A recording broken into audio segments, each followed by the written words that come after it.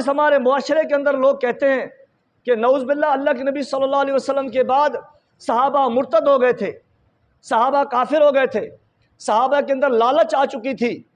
انہوں نے مال دولت حاصل کرنے کے لیے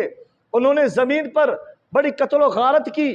اور کرسیاں حاصل کرنے کے لیے انہوں نے ناحق خون بہایا، یعنی ان کے اندر فسق و فجور آ چکا تھا، ان کے اندر دل کے اندر ان لالچ آ چکی تھی مال اور دولت کی۔ اس طرح ہمارے آج کل اس نیٹ کے اندر بہت سارے چہرے، یعنی رافضی تو رافضی، مگر جنہوں نے سنیوں کا لبادہ اوڑھا ہے، وہ بھی یہ دعویٰ کرتے ہیں کہ صحابہ کے اندر نعوذ باللہ فسق و فجور داخل ہو چکا تھا،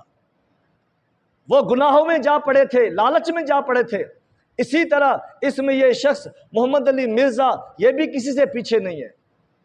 صحابہ کی بغض اور ان کی عداوت کے معاملے میں انہوں نے تمام لوگوں کو کراس کیا ہے، اور جتنی جرت یہ رافضیوں نے نہیں کیا اتنی جرت جو ہے اس شخص کے دل کے اندر بھی آ چکا ہے، جبکہ اللہ تبارک و تعالیٰ نے فرمایا وَلَكِنَّ اللَّهَ حَبَّبَ إِلَيْكُمُ الْإِيمَانَ وَزَيَّنَهُ، کہ اللہ تو یہ گواہی دیتا ہے کہ اے رسول، جنہوں نے آپ کے اوپر کلمہ پڑھا، جنہوں نے لا الہ الا اللہ پڑھا، آپ کو رسول مانا دل سے، تو ان کے دل کے وَزَيَّنَهُ وَلَكِنَّ اللَّهَ حَبَّبَ إِلَيْكُمُ الْإِيمَانَ وَزَيَّنَهُ، اللہ تعالیٰ نے ان کے دل کے اندر ایمان کو محبوب رکھا، ان کے دل کے اندر ایمان کو مزین کر دیا، وَكَرَّهَ إِلَيْكُمُ الْكُفْرَ وَالْفُسُوقَ وَالْعِصْيَانَ، اور اللہ تعالیٰ نے ان کے دلوں کے اندر فسق و فجور اور کفر، تمام تر برائیوں سے، تمام تر گناہوں سے اللہ نے ان کے دل کے اندر نفرت بٹھا دی ہے، یعنی وہ فسق و فجور سے نفرت کرتے ہیں، ان کے دل کے اندر اللہ نے ایمان کو مزین کر دیا ہے، اور دنیا کی تمام لالچ اور تمنا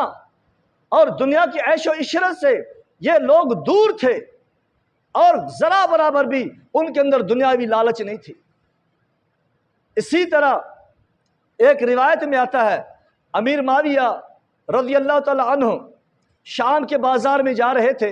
دیکھا کہ ان کے کپڑوں میں خمیس میں کہ مختلف جگہوں پر یعنی پیوند لگی ہوئی تھی، یعنی سلائی لگی ہوئی تھی، ہاتھ کی سلائی لگی ہوئی تھی، کپڑا پھٹا ہوا تھا خمیس۔ لوگوں نے پوچھا کہ امیر المومنین، آپ کو اللہ نے بہت کچھ مال دیا ہے، آپ اچھا لباس پہنے، آپ کا خمیس پھٹا ہوا ہے۔ تو امیر معاویہ نے کہا کہ میں سادگی کو پسند کرتا ہوں، اس لیے کہ میرے اندر دنیا کی تمنا لالچ نہیں ہے، اس لیے میں اس چیز پر خوش ہوں کہ میں سادگی کے ساتھ زندگی گزاروں۔ البدایہ والنہایہ اس کے اندر یہ موجود ہے۔ تو اسی طرح اللہ نے فرمایا کہ وَلَكِنَّ اللَّهَ حَبَّبَ إِلَيْكُمُ الْإِيمَانَ، یہ صحابہ ایمان کو محبوب کرتے ہیں، اپنے لیے محبت کرتے ہیں ایمان سے، اور اسی ایمان کو اللہ تعالیٰ نے ان کے دل میں مزین کر دیا ہے، ان کے دل ایمان سے مزین ہو چکے ہیں۔ صحیح بخاری کے اندر حدیث ہے، اللہ کے نبی صلی اللہ علیہ وسلم آخری زمانے میں جب آپ نے ایک مرتبہ نماز پڑھائی، نماز پڑھانے کے بعد آپ نے جب اپنا چہرہ صحابہ کی طرف موڑ دیا، یہ ان دنوں کی بات ہے جب ان کو پتہ چلا کہ ملک شام سے، یمن سے بلکہ مال یعنی اخراج کا مال آنے والا ہے، علی لے کر آئے ہیں، تو تمام صحابہ آئے اور اسی غرض سے آئے کہ کچھ مال ہمیں بھی ملے۔ جب آپ نے سلام پھیرا، سلام پھیرنے کے بعد آپ صلی اللہ علیہ وسلم نے صحابہ کو خطاب کیا، پہلے تو مسکرائے، آپ مسکرائے، آپ نے فرمایا کہ شاید کہ آپ لوگوں کو یہ پتہ چل گیا ہوگا کہ یمن سے مال آیا ہے، مال لینے کے لیے آئے ہو۔ اس کے بعد اللہ کے نبی صلی اللہ علیہ وسلم نے صحابہ سے فرمانے لگے، مجھے اب تمہارے معاملے میں اپنے بعد اب یہ تو بالکل میں بے فکر ہو چکا ہوں کہ تم میرے بعد کفر کرو گے، یہ سوال ہی نہیں پیدا نہیں ہو سکتا، مگر یہ دنیا کی مال و دولت جو ہے تمہارے اوپر کھول دی جائے گی۔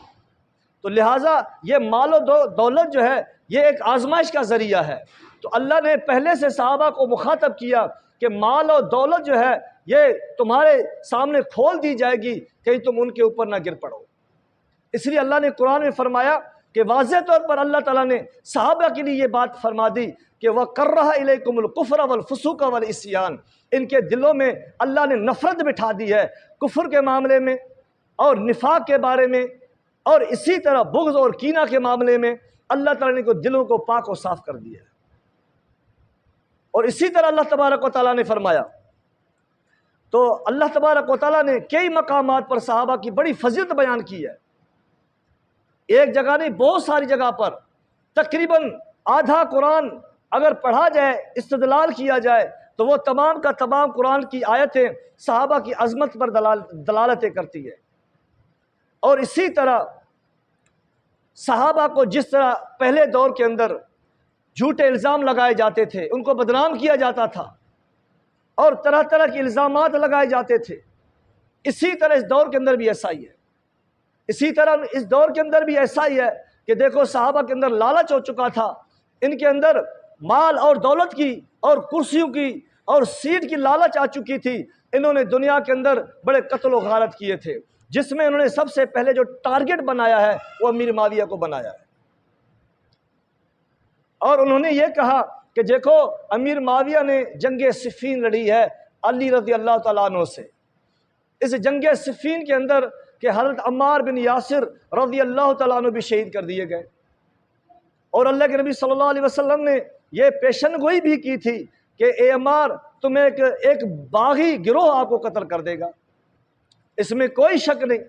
اور اسی طرح اس حدیث کو بیس بنا کر امیر معاویہ اور ان کے لشکر کو خائن قرار دیا جاتا ہے اور ان کو باغی قرار دیا جاتا ہے، ان کو اللہ اور رسول کا دشمن مانا جاتا ہے۔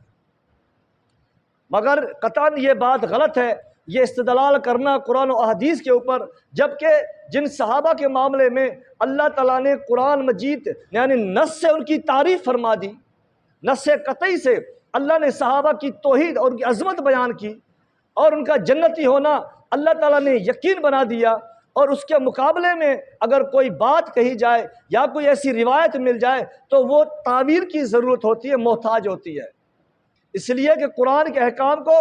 آگے آگے رکھا جاتا ہے اور اسی طرح پھر اس احادیث کو اسی حساب سے سمجھا جاتا ہے۔ تو اب بات یہ ہے، اللہ تعالیٰ نے ایک اور جگہ پر سورۃ توبہ کے اندر فرمایا لیکن الرسول والذین آمنوا معہ جاہدوا باموالہم وانفسہم، کہ بے شک رسول اور جو لوگ ایمان لے کر آئے، جو ان کے ساتھ ایمان لے کر آئے، جاہدوا باموالہم وانفسہم، انہوں نے اپنے مال اور اپنے جان کے ساتھ نبی سے مل کر انہیں جہاد کیا، انہوں نے قتل و غارت کی، اور انہوں نے سب کچھ اللہ پر، اللہ کے رسول پر انہوں نے قربان کر دیا، انہوں نے کوئی کسر نہیں چھوڑی۔ انہوں نے جب اسلام قبول کیا، اللہ کے نبی کے اوپر کلمہ پڑھا، کلمہ کے بعد جو ہے انہوں نے جہاد بھی کیا اور انہوں نے مال اور جان اللہ کی راہ میں قربان کر لیا۔ اس قتال کرنے، جہاد کرنے اور اللہ کی راہ میں مال خرچے کرنے کے لیے اس کے سبب سے اللہ نے فرمایا وَأُولَٰئِكَ هُمُ الْخَيْرَاتُ وَأُولَٰئِكَ هُمُ الْمُفْلِحُونَ، فرمایا کہ انہی لوگوں کے لیے نیکی ہے اور یہی لوگ اللہ کے ہاں کامیاب ہونے والے ہیں۔ آپ اندازہ لگائیں جن صحابہ نے اسلام قبول کیا، اول سے لے کر آخر تک، حضرت ابوبکر سے لے کر امیر معاویہ تک، جنہوں نے جب اسلام قبول کیا اور جب جنگ کا اعلان ہوا، تو یہ تمام بزرگان دین اللہ کے نبی سے مل کر انہوں نے جہاد کیا، اپنا مال بھی قربان کر دیا، اپنا جان بھی قربان کر دیا۔ تو اس لیے اللہ نے یہ پیشن گوئی پہلے سے ہی بتا دی کہ اے نبی بے شک مومن یعنی رسول اور مومنین، رسول اور ان کے ساتھ جن مومنین نے اسلام قبول کیا تو انہوں نے سب کچھ اللہ رسول پر قربان کر دیا، انہوں نے جان بھی پیش کر دیا، انہوں نے مال بھی پیش کر دیا۔ ان جان اور مال پیش کرنے کی وجہ سے اللہ نے فرمایا ان کے لیے نیکی ہے اور یہی لوگ کامیاب ہیں۔ اور کامیابی کیا ہے؟ کامیابی ایک جنت ہے۔ اور اسی لیے اللہ تعالیٰ نے آگے فرمایا وَأَعَدَّ اللَّهُ لَهُمْ جَنَّاتٌ تَجْرِي مِن تَحْتِهَا الْأَنْهَارُ، اللہ نے فرمایا کہ ان کے لیے اللہ نے ایسی جنت، ایسی باغات تیار کر کے رکھے ہیں جن کے نیچے نہریں بہ رہی ہیں، ذَلِكَ الْفَوْزُ الْعَظِيمُ، اور یہ بہت بڑی کامیابی ہے۔ تو یقیناً صحابہ کامیاب یعنی کامیاب گروہ ہے، اور ان کی گواہی کامیابی کا قرآن دے رہا ہے۔ اگر آج صحابہ کے عزت کے معاملے میں یا صحابہ کے لالچ اور تمنا کے معاملے میں اگر کوئی جھوٹی روایت آ جائے یا کوئی صحیح روایت آ جائے تو وہ ایک تعویل کا محتاج ہوتا ہے۔ اور اسی طرح اللہ رب العزت نے سورہ فتح کے اندر بھی فرمایا، هو الذي انزل السکینۃ فی قلوب المؤمنین، وہی اللہ ہے جو اپنے مومنین کے دلوں کے اندر جنہوں نے سکینہ یعنی تحمل اور صبر ان کے دل کے اندر اللہ نے داخل کر دیا ہے۔ هو الذي انزل السکینۃ فی قلوب المؤمنین لیزدادوا ایمانا مع ایمانہم، اس لیے اللہ تعالیٰ نے ان مومنین کے دلوں کے اندر تحمل سکینہ داخل کر دیا ہے تاکہ اللہ تعالیٰ ان کے ایمان کے ساتھ اور ایمان کو بڑھا دے۔ یعنی اللہ تعالیٰ نے جنگ حدیبیہ کے موقع پر حدیبیہ کے موقع پر جب حدیبیہ میں یہ کچھ شرائط منظور کیے جا رہے تھے کافروں کی طرف سے، تو وہ بات صحابہ کو بڑی بری لگتی تھی۔ وہ یہ کہتے تھے کہ محمد رسول اللہ صلی اللہ علیہ وسلم جو ہے نہ لکھا کرو۔ کافر کہتے تھے کہ تم صرف محمد بن عبداللہ لکھا کرو، اور اللہ کے نبی صلی اللہ علیہ وسلم نے فرمایا کہ بسم اللہ الرحمن الرحیم، تو کافر کہتے تھے بسم اللہ الرحمن الرحیم نہیں لکھا کرو، اس لیے کہ ہم رحمان اور رحیم کو جانتے ہی نہیں ہیں کہ کون ہے۔ ہمارے آبا و اجداد سے جو بسمک اللہم یہ جاری اور ساری تھا، اب بھی اسی کو لکھا جائے۔ تو اللہ کے نبی صلی اللہ علیہ وسلم نے کیا کیا؟ آپ نے حضرت علی کو کہا کہ اس کو مٹا دو، مگر صحابہ نہیں مٹانا چاہتے تھے، مگر اللہ کے نبی صلی اللہ علیہ وسلم کا حکم تھا۔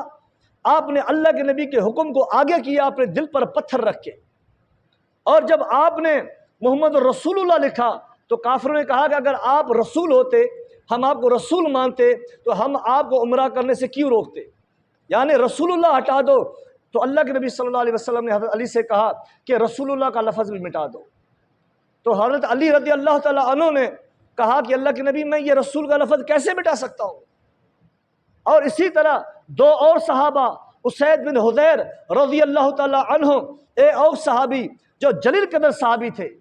انہوں نے حضرت علی کا ہاتھ پکڑا، کہا کہ علی یہ آپ کیسے مٹا سکتے ہیں؟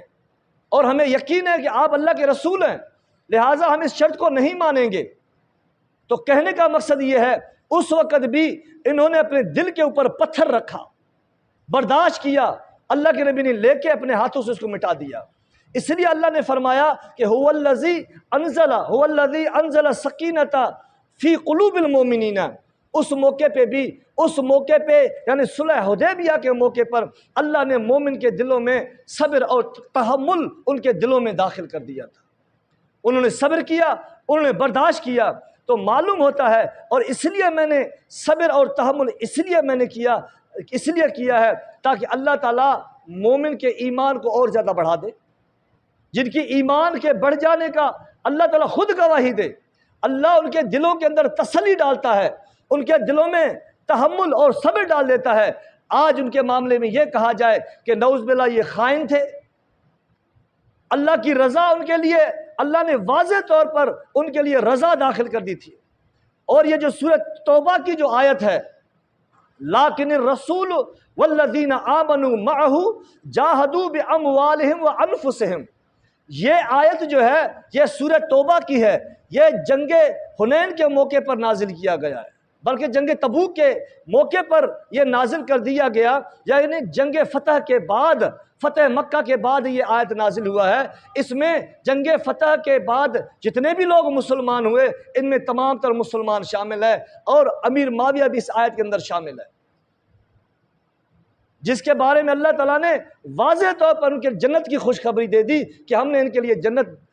لیے جنت بیان یعنی جنت تیار کر کے رکھی ہے، اور یہی لوگ کامیاب ہیں اور یہی لوگ کامران ہیں